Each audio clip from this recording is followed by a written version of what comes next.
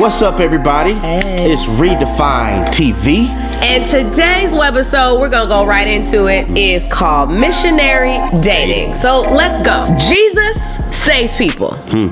Dating does not. You don't have to flirt to convert. Say that one more time. You don't have to flirt to convert. We say this all the time. We've said it before in other webisodes. Listen, you cannot rely on potential.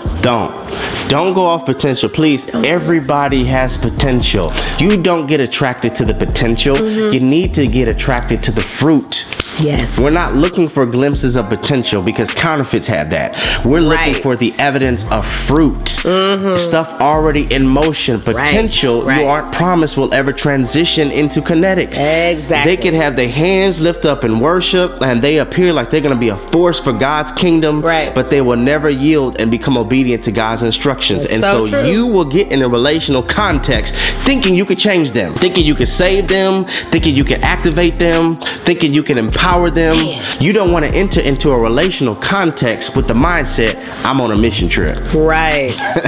I'm on a mission trip. I got some people to save. You will always experience heartache when you try to make something work and God has stamped it, not my will. You'll always get heartbroken that way. I mean, that's a derailing relationship. It throws you all off track. I mean, your emotions, your spirituality, I mean, your mind, everything is off track. And you feel like you're getting pulled away from church, pulled away from your circle, pulled away from the things that you know you should be doing and drawn to the things that you shouldn't be doing. Because if we be honest, sometimes we're trying to repair what you know God told you to release. I know, man. God told you to release this. That tension, that feeling of, that is God telling you, this is not me. Right. Please listen.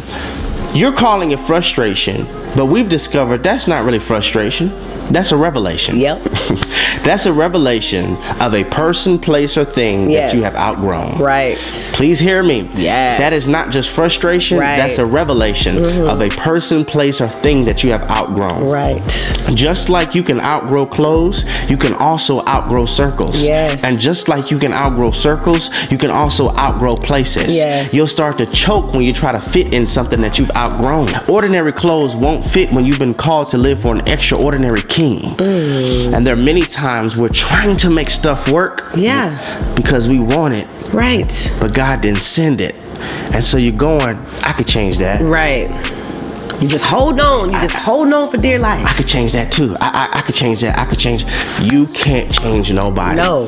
God changes people. That's it. God changes people. I'm telling you, you want to go off fruit.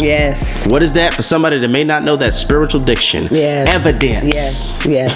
Evidence. They already have a track record of producing this particular fruit. You see their lifestyle. You see how they live. You see how they operate. You see how they do. Okay, not like, oh, I could see this person doing this in the future if I was to do this or help them get there. We're not saying they have to be perfect. Oh gosh, no. But what we are saying is when God sends it, it'll be a compliment, not a contradiction. You cannot take destiny steps with dysfunctional people. And if you do not know your assignment, you can enter into a relational context where there's no agreement towards your assignment. There may be agreement in your flesh. There may be agreement in your lust. But it's not agreement in your assignment. So we're not saying they have to have it all together. And that you can't even help them. Like, you know, there's certain areas maybe that you're stronger in that you see that they're lacking. And you see like, hey, you know what? I can help them in this area. There's nothing wrong with that because we help each other grow. And we nobody has it all together. So don't misconstrue what we're saying. But we're saying like you see this person's potential and you want to do everything that you can in your power to get them there. And that's not your responsibility. You can't be a helpmeet unless you're a wife. This is true.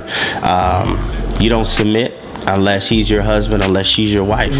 If we're not careful, we'll go into this thing with a mission trip mentality, and that'll always backfire. Because God does not send you a person based off their potential. He sends you a person based off your assignment. Because you're not their savior. I mean, you're not. I mean, you can be a light, you can be an example. I mean, we're living epistles. I understand that you can be an example and a representation of Christ, but you cannot save them. You don't have to die on the cross. Jesus already did that. And that's what some relationships will feel like if you try to make it work and God didn't send it. You'll feel like you're getting crucified. You'll feel like you're getting flogged and beat. It's because you're trying to make something work that God did not send. And I know the temptation, like, you'll see they have so much potential. And you're just like, God, but the temptation won't seem as great when you value what you carry. Yes. My wife was pregnant with our children. If the OBGYN said you can't have swordfish because it has mercury in it, I hope you don't drink, I hope you don't smoke. See, it's not tempting to do those things when you value what you carry. And so I think really the question you have to ask yourself is, do I truly value what God has ordained me to carry? Because then when you do that, you won't lower down your standard to make somebody fit. How could your standards be too high and your God's the most high? Yes. I need to know now. I need to know now. Like, I prefer to talk to a person that I know is a devil versus a Christian who's a mystery. I don't know what you're gonna be. I don't know what you're gonna become. I hear your title, I hear your profession, but I see no fruit. At least I know what you, boo-boo, exactly what you believe, why you believe, so I won't be deceived.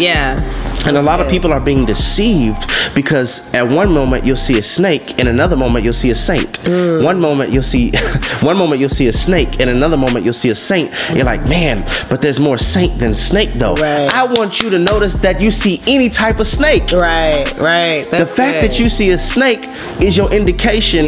Don't go off the saint potential. Look at that snake.